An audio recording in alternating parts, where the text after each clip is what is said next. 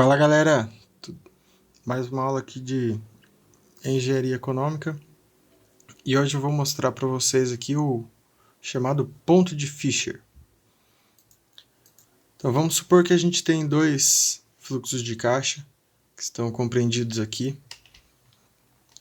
Eu vou dar um zoom aqui para ficar melhor. Então no primeiro negócio, a gente tem os mesmos dados do exemplo anterior, que corresponde a esse fluxo de caixa. E no segundo fluxo de caixa a gente tem esses dados aqui, esse fluxo de caixa aqui. E vejam que é difícil comparar exatamente qual deles que é melhor, qual deles que é pior. Mesmo se a gente fizer aqui uma diferença, a gente vai ver que esse fluxo 2 aqui, ele, se pegasse esse somatório aqui, ele ia dar 30.000 positivo, então que seria um valor maior do que o fluxo de caixa 1, Mas será que está certo esse tipo de análise, Será que eu só fazer a diferença aqui e ver qual que está maior, qual está menor? Será que isso consegue me dar um diagnóstico bom, do que é o melhor a ser feito? Então, primeiro de tudo, eu vou calcular aqui os índices que a gente calculou na outra aula, da TIR e da TIR modificada. E para isso a gente vai utilizar uma TMA de 10%, só para ilustrar aqui, e fazendo as mesmas contas da aula anterior, a gente chega nesses valores. Então a gente tem aqui que a TIR do fluxo de caixa 1, do primeiro projeto, vai ser de 18,22%, e a TIR modificada vai ser de 12,88%. E aqui para o segundo projeto a gente tem já 16,89% e 13,77%. A diferença a gente pode chamar aqui de TIR incremental, que nada mais é do que essa daqui menos essa, que é a diferença da TIR para as duas taxas. E aí, para ilustrar isso aí, eu acho que fica mais interessante quando a gente coloca num gráfico. Então, o fluxo de caixa 1, se a gente colocar ali uma tabelinha relacionando o valor presente líquido com a TMA, a gente vai ver que a gente tem aqui o ponto que chega no zero, que é 18,22%. E se a gente fizer isso para o outro projeto, aqui é o 2, a gente vai ter aqui que elas são muito parecidas, É difícil realmente enxergar alguma coisa assim, só bater no olho, A gente só consegue avaliar que realmente essa tem uma TIR menor aqui, porque o VPL fica igual a zero em 16,89%. Mas será que o projeto 1 e o projeto 2, qual deles que é o melhor? E para desvendar isso aí, o que a gente faz? A gente pega, eu coloquei aqui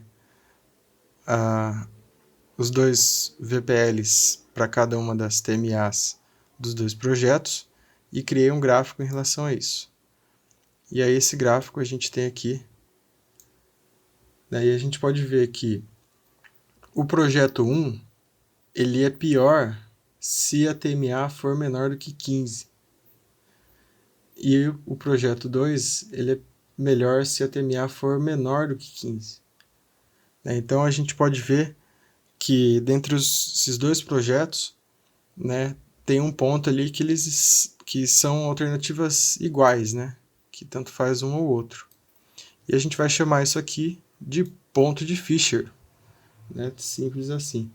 Então esse ponto de Fisher ele serve para balizar ali quanto realmente que um projeto está sendo melhor que o outro. Nesse caso aqui, o ponto de Fisher, eles são igualmente excludentes.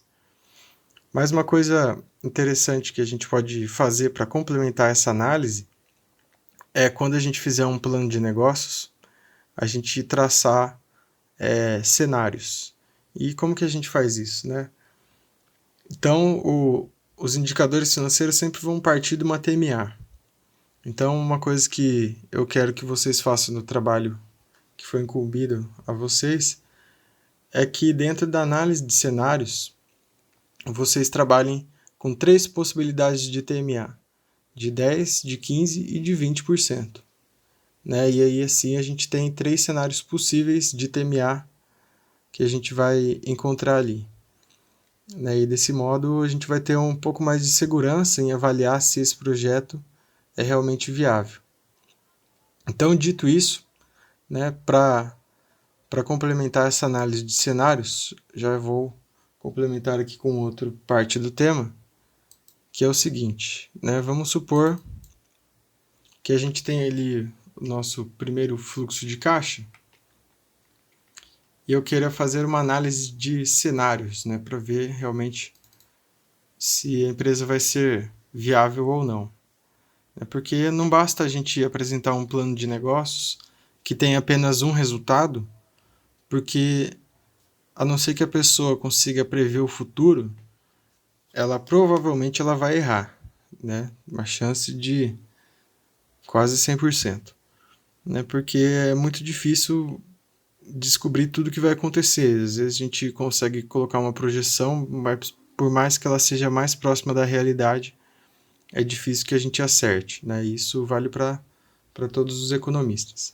Então, o que eu fiz aqui? Ó? Só para ilustrar essa parte aqui, né? Esse aqui é o fluxo de caixa original que a gente tinha. E aqui eu coloquei menos 15%, mas não no primeiro dispêndio, porque aqui o custo de abrir empresa vai ser o mesmo, né? Então eu coloquei aqui na receita, mas isso é só para ilustrar. Por quê? Porque o que eu quero que vocês façam no trabalho de vocês é mexer exatamente em outra parte da planilha. Então, por exemplo, você pega ali a planilha que a gente fez e aqui está ela, né? Então a gente tem aqui, deixa eu passar um pouquinho para o lado aqui. A gente tem aqui, né, os meses, né? E aí aqui normalmente isso aqui não está nos fluxos de caixa que vocês vão aprender a mexer por aí. Normalmente só está custos e receitas, né? Mas eu não coloquei isso aqui por acaso. Eu coloquei isso aqui porque ele estando aqui facilita a gente fazer uma análise dos nossos cenários. Porque o mais interessante é que a gente mexa na quantidade de vendas, né? Porque aí a gente vai conseguir manter esses custos aqui que eu coloquei como fixos inalterados e vai mudar exatamente só aqui, né? E isso vai ter um resultado no custo e também nas receitas aqui embaixo que vai ser mais coerente. Então, por exemplo, vamos supor que esse aqui é o cenário mais realista que a gente tem dentro da nossa empresa. E aí o que eu vou fazer para fazer um cenário pessimista? Então eu tenho que pegar esse valor, né, e diminuir, por exemplo, 15%. Então eu vou colocar aqui uma formulinha igual, seleciono essa célula, e aí eu posso colocar aqui vezes 0,85. E aí eu pego isso aqui e arrasto para o resto aqui. Então isso seria a quantidade minha, 15% a menos. E aí para mudar isso aqui nas fórmulas, né, é só eu encontrar aqui quais são as fórmulas que pega esses custos, né, normalmente vai estar aqui relacionado ao custo variável, né, então veja aqui que está pegando a célula H4, e aí eu pego e coloco a outra célula aqui, H3. E aí eu arrasto isso aqui para todos. E aqui também as receitas, né, está pegando H4, eu vou pegar e colocar H3. E aí eu arrasto aqui. Então, desse modo simples, a gente já tem o primeiro cenário pessimista, aqui, menos 15% da receita que a gente previu. E aí, se eu quiser mudar isso, colocar mais 15%, eu venho aqui e coloco 1,15 e arrasto só isso aqui. E a gente vai ter já um resultado mais otimista. Então, qual que é a análise que a gente faz com isso aqui, né? Voltando aqui para a planilha do exemplo, vamos supor que você fez exatamente isso que foi passado aqui agora na planilha de fluxo de caixa e deu esse resultado.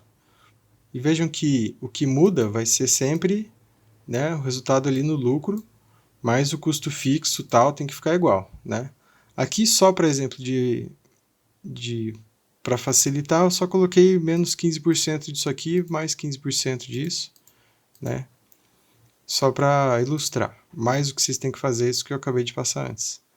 Então aqui nos cenários a gente tem aqui os fluxos de caixa, né? Para cada um dos cenários.